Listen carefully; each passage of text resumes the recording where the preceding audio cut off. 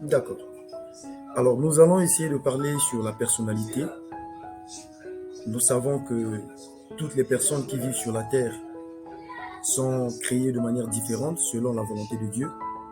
Et il n'y a aucune personne qui vit sur la terre vit selon ses propres pensées. Bien que l'homme, dans son quotidien, aime toujours regarder à ce qu'il est, à ce qui n'a pas marché, à ce qu'il peut faire demain. Mais la vie d'un homme, ce qui fait un homme réellement, remonte à Dieu lui-même.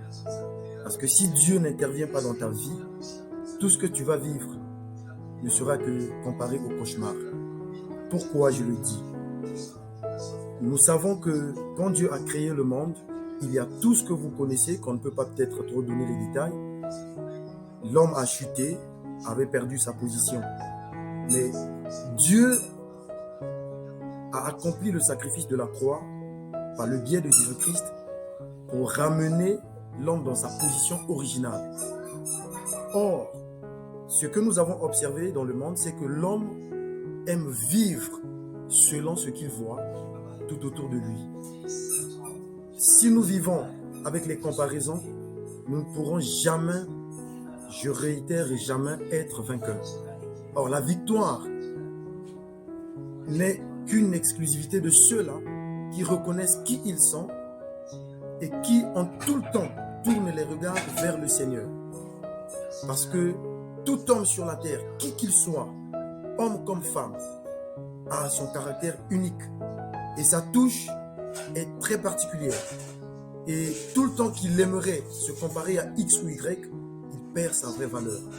Or, il faut s'accepter tel qu'on est, tel que Dieu t'a fait. C'est ça ta valeur. Et où tu peux être, il faut que tu retiennes une seule chose, que Dieu te voit.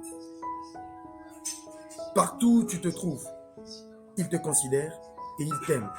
Et son amour à ton égard fait de toi une personnalité particulière. Et dans tout ce que tu feras ou que tu vas faire, il va toujours t'accompagner. Mais si il arrivait que tu changes de cap en imitant quelqu'un, c'est à ce moment-là que tu vas t'écrouler et tu vas te rendre compte que tu ne vaux plus rien. Or, la véritable personnalité, c'est de reconnaître ses propres valeurs intrinsèques. C'est de reconnaître sa propre capacité. Quand tu commets, ne cherche pas que X ou Y te le dise d'abord, mais toi-même, tu as la possibilité de faire marche arrière, reconnaître là j'ai mal agi. Et à ce moment-là, Dieu, qui dit dans sa parole, celui qui avoue ses transgressions et les délaisse obtient miséricorde, il intervient. Tu avoues et tu les délaisses. Et lui, il rentre en action et il te ramène. Il dit encore, il ne peut pas mettre dehors ceux qui viennent à lui. Et donc, le lien qui vous lie avec Dieu est un lien éternel. Ce n'est pas un lien temporel. C'est différent. Il y a la différence entre le temps et l'éternité. Dans le temps, tous les hommes vont vous dire tous les mots qui leur viennent à cœur, mais ne considérez pas ces mots, plutôt considérez les mots plutôt que Dieu a dit sur vous.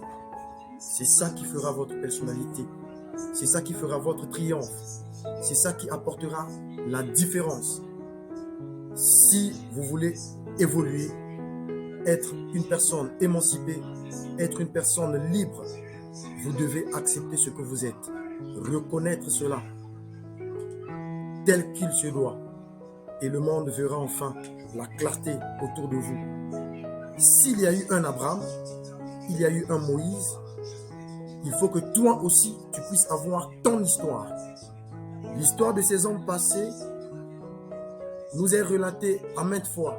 Mais nous voulons, avec ce Dieu-là, par le biais de l'intimité que nous avons avec lui, écrire notre propre histoire. Et sur cette base, Dieu va être aussi glorifié. Parce qu'aucun mort, à mon humble avis, ne peut glorifier Dieu, mais plutôt un vivant. Et toi, tu vis. J'espère que tu m'entends de là où tu te trouves. Sache que Dieu compte sur toi et Dieu veut te voir dans ta position si particulière et originale. Que Dieu vous bénisse.